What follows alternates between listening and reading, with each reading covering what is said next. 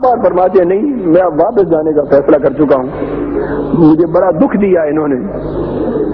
ये इसरार के साथ फरमा रहे हैं और मैं रोता जा रहा हूँ, कदम मैंने पकड़े हुए हैं, अर्ज़ करता हूँ हुजूर नहीं जाने देंगे, हुजूर नहीं जाने देंगे। हुजूर आप करम फरमाए, नजर सानी फरमा दें। बड़ी देर रोने इल्तिजा करने के बाद आका की तबीयत मुकद्दसा में कुछ प्यार आता है, शफकत आती, गुस्सा मुबारक जरा ठंडा होता है और फरमाते हैं ताहिर अगर मजीद पाकिस्तान में मुझे ठहराना चाहते हो तो उसकी सिर्फ एक शर्त, मुझे अब पाकिस्तान में मजीद ठहराना चाहते हो तो सिर्फ एक शर्त, तुम उस शर्त के पूरा करने का वादा कर लो, मैं वादा करता हूँ। मैंने अर्ज किया हुजूर फरमाए तो सही वो शर्त क्या है, वो शर्त क्या है? जो कुछ हो सका हम करेंगे। आप फरमाते हैं ताहिर अगर चाहते हो कि मैं पाकिस्तान में रुक जाऊं तो शर्त सिर्फ ये है कि मेरे मेजबान तुम बन जाओ।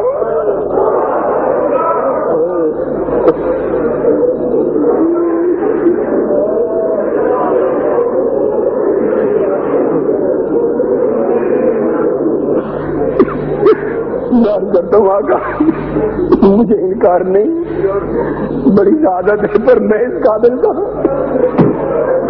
मैं तो बड़ा कमजोर और नातवा आदमी हूँ। हुजूर मैं मेजबानी कैसे कर सकूँ, मुझसे कैसे मेजबानी होगी? फरमाते हैं बस शर्त एक है, तुम मुझसे वादा कर लो, मुझे वादा कर लो मेरी मेजबानी का, तो तन्हा तुम वादा कर लो, फिर मैं रुकने का वादा कर लेता हूँ। मैं रो रो के हाथ जोड़ता हूँ और करता हूँ हुजूर मैंने आपसे वादा कर लिया, मैं मेजबान बनता हूँ हुजूर का। फरमाते हैं ताहिर तूने वादा किया तो मैं भी वादा करता हूँ कि रुक जाता हूँ। और फरमाया कि मैं मजीद 7 दिन अपना क़याम पाकिस्तान में तुम्हारे कहने पे रोक कर लेता है, 7 दिन मजीद रहूंगा यहाँ। कितना? फरमाया 7 दिन मजीद यहाँ रहने का वादा कर लेता हूँ। अब मैं कुछ नहीं कह सकता कि उस 7 दिनों से मुराद क्या है, वो कितनी मुद्दत है ये वही जानते हैं, इसकी तफसील मालूम नहीं है मुझे। 7 दिनों से मुराद कितनी मुद्दत है? फरमाया 7 दिन में रुकता हूं तुम्हारी मेजबानी में। उन्होंने हुजूर मुझे मंजूर नहीं, पर ये कैसे होगा सब कुछ? फरमाया तुम ऐद कर लो, बस सब इंतजाम हो जाएगा, सब इंतजाम हो जाएगा। फिर मुझसे फरमाते हैं एक बात और वादा करो मुझसे, मेरा ठहरने का इंतजाम भी तुमने करना होगा, मेरे खाने पीने का इंतजाम भी तुम्हारे सपुर्द होगा। पाकिस्तान में जहां कहीं आऊंगा जाऊंगा वो टिकट और इंतजाम आमद और रफ्त भी तुम्हारे सपुर्द होगा, और जब वापस मदीना जाना होगा तो मदीने तक का टिकट भी तुम लेकर दोगे, ये सारा इंतजाम तुम्हारे सपुर्द होगा, ये वादा कर लो। कुरान के बारे में भी कहा गया कि कादरी साहब कहते हैं कि हमने इदारा मिनहाजुल कुरान का नाम भी हुजूर अलैहिस्सलातु वस्सलाम के हुक्म पर रखा है सल्लल्लाहु तआला अलैहि वसल्लम।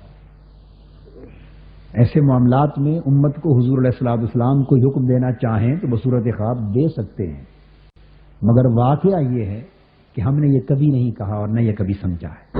उस वक्त मुझे आका ने फरमाया कि तुम अपना इदारा मिनहाजुल कुरान बनाओ, मैं तुमसे वादा करता हूं तुम्हारे इदारे में आऊंगा।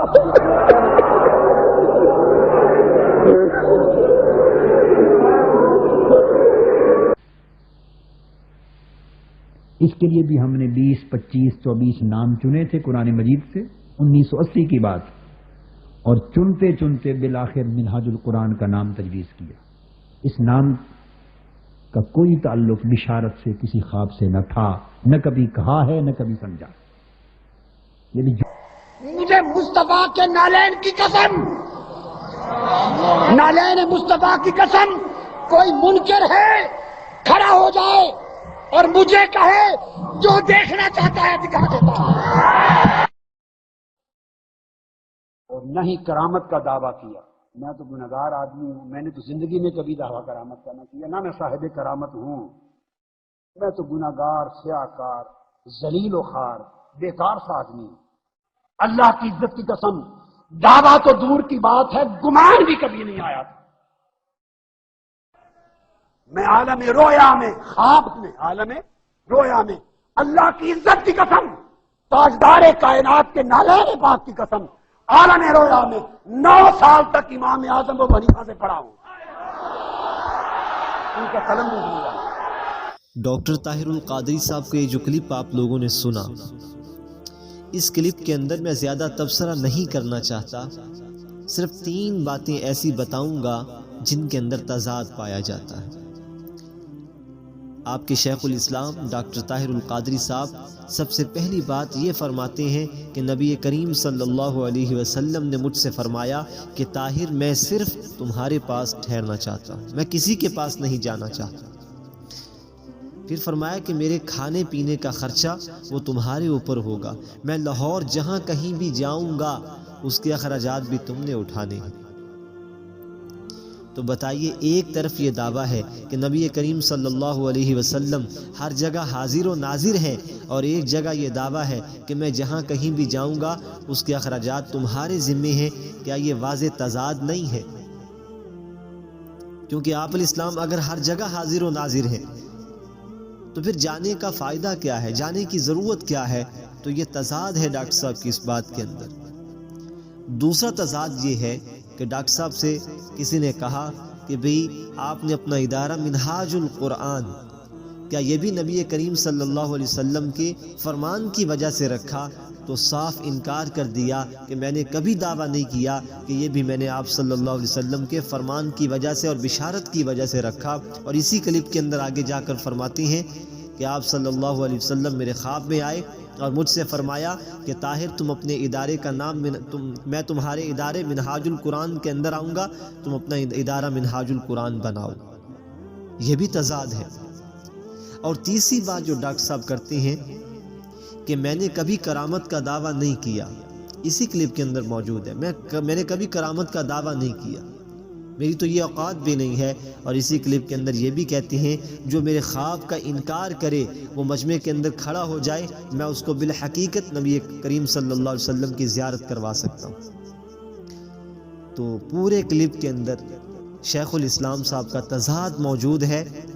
تو ڈاکٹر صاحب ایسے نہیں، کیونکہ اللہ کے پیغمبر صلی اللہ علیہ وسلم کی وہ حدیث مت بھولیے جس کے اندر آقا نامدار صلی اللہ علیہ وسلم نے ارشاد فرمایا من کذب علی متعمدا فلیتبوأ مقعدہ من النار. جو شخص مجھ پر جان بوجھ کر جھوٹ بولے بس چاہیے کہ وہ اپنا ٹھکانہ جہنم بنا لے. اللہ تعالیٰ سے دعا ہے اللہ تعالیٰ ہم تمام کو دین کی صحیح سمجھ بوجھ نصیب فرمائے.